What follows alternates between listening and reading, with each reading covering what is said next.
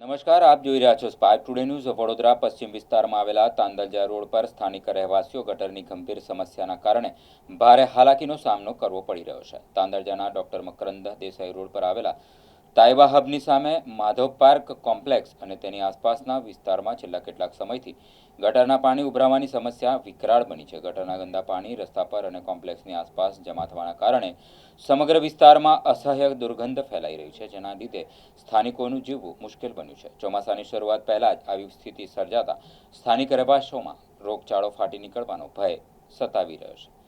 Spark today ન્યૂઝના માધ્યમથી તંત્રને જગાડવાનો પ્રયાસ સ્થાનિક રહેવાસીઓ દ્વારા આ બાબતે અગાઉ પણ રજૂઆતો કરવામાં આવી હોવા છતાં વડોદરા મહાનગરપાલિકાના પેટનું પાણી હાલતું નથી. આખરે કંટાળેલા રહીશોએ સ્પાર્ક ટુડે ન્યૂઝ ચેનલનો સંપર્ક કર્યો હતો અને મીડિયાના માધ્યમથી સ્થાનિકોએ કોર્પોરેશનના આળસુ કર્મચારીઓ અને જવાબદાર અધિકારીઓને તેમની ફરજનું ભાન કરાવવા માટે પ્રયત્ન કર્યો હતો.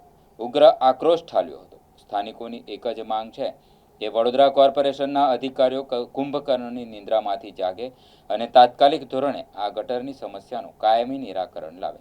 જો આગામી દિવસોમાં આ સમસ્યા હલ કરવામાં નહીં આવે તો સ્થાનિકો દ્વારા ઉગ્ર આંદોલન કરવાની ચીમકી ઉચ્ચારવામાં આવી છે. હું મકરંદ દેસાઈ રોડ ઉપર માધવ પાર્ક એપાર્ટમેન્ટ બી બ્લોકમાંથી બોલું છું.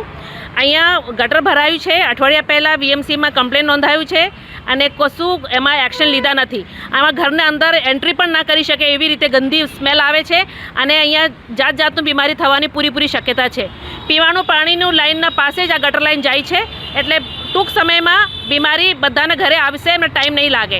એટલે મારી વિનંતી છે આ વિડીયો થ્રુ કે ઇમિજિએટલી એના પર એક્શન લેવાનું છે. વીએમસીવાળા આવીને અમારું અહીંયાનું જે પ્રોબ્લેમ છે એ પ્રોબ્લેમ નિવારણ કરવાનું છે. ઘરની બહાર નીકળવાનું પણ ભારે થઈ ગયા છે. આ કમ્પ્લેન ક્યારે કરી હતી?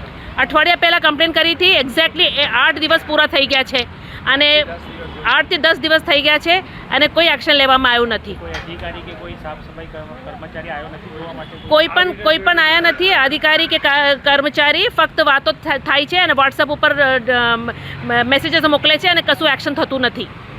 અને આ સિચ્યુએશન એવી ગંદી છે કે આમાં બિલકુલ દેર કર્યા વગર એનો પર એક્શન લેવાની જરૂર છે. એનું કોર્પોરેટર કોણ છે તમને ખબર છે? કોર્પોરેટર કોણ છે ભાઈ આપણું? હા, ચુડાસમા કરીને સાહેબ છે જે અમારો અહીંનું કોર્પોરેટર છે. અને કોર્પોરેટરને વાત કરી હતી ત્યારે એમને એવું કીધું કે એક્શન અમે પેલા જે ગટર લાઇન જોવે છે એમને મોકલી આપ્યું છે પણ એના ઉપર કોઈ એક્શન થયું નથી. એટલે કોર્પોરેટર પણ જિમ્મેદાર છે આ એક્શનમાંથી કરવા માટે. કોર્પોરેટર જોડે વાત થઈ ગઈ છે. યસ, આજે જ વાત થઈ છે. એમને એવું કીધું કે અમે આ ડ્રેનેજ જે જોવે છે એમને અમે મોકલી આપ્યું છે એવું કીધું છે. મારું નામ શૈલી પોલ છે. હું અહીંયા રહું છું. મારા ઘર છે બીજા માલે મારા ઘર છે. આ મકરંદ દેસાઈ રોડ પર આવેલ તાઇબા હબની સામે માધવ પાર્ક કોમ્પ્લેક્સ છે એ જગ્યાનો વિગતો છે. છેલ્લા 10-12 દિવસથી ડ્રેનેજનું પાણી બેક મારે છે. એના માટે ખાનગી માણસોને બોલાવીને પણ સાફ સફાઈ કરાવી, પણ આગળથી બ્લોકેજ હોવાથી કોઈ જાતનું કામ આગળ થતું નથી.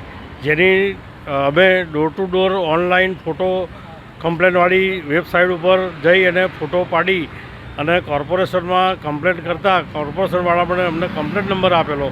એ કમ્પ્લેન નંબરના આધારે 3-4 દિવસ થયા હોવા છતાં બી કોઈ આવ્યું નહીં.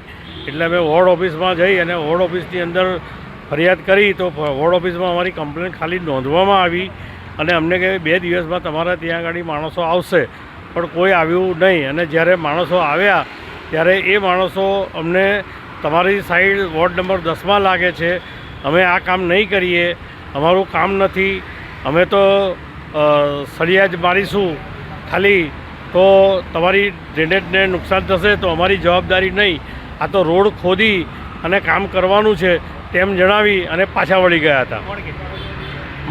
જે માણસો કોર્પોરેશનમાંથી મોકલ્યા હતા એ લોકો આવું કહી અને નીકળી ગયા હતા.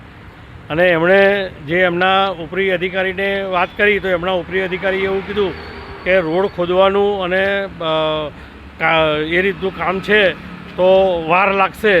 એટલે આ શું અમારે આ ગંદકીની અંદરથી જવા આવવાનું કાયમ માટે ચાલુ જ રહેશે? અને ચાલુ રહેશે તો પછી અમારા ઘરોની અંદર રોગચાળો ફાટી નીકળે અને ઘરે